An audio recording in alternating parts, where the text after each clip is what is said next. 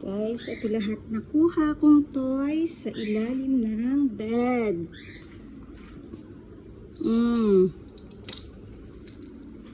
See? Kinukuha niya yan dyan. Marunong siya kumuha ng toys niya. Yan. Meron siyang pang baby toy. Yan, pang baby yan. Binili ko yan. Favorite niya yung mga yan. Kasi naiitsa niya. Sunod, tumutunog. And this one, sobrang favorite niya, si Rana. And then, itong mukha ni Park Lane sa Malaysia ko yung binili. This one is from the machine here in UAE. This is from Global Village, from Charlotte.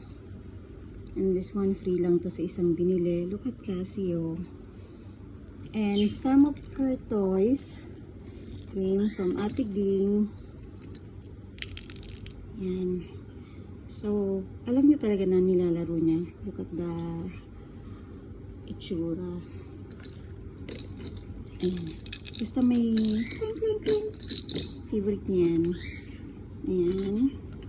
And then, eto, may catnip. May catnip silang dalawa. Si Cassie, hindi mahilig maglaro ng toys. Si Hyde lang. Ayan o, nilalaro ang anti-injection. Pero walang needle. So, no worries. Yan. Ito yung kanilang scratch pad house na ginawa ko. Ayan, nilagyan ko ng foam here for safety.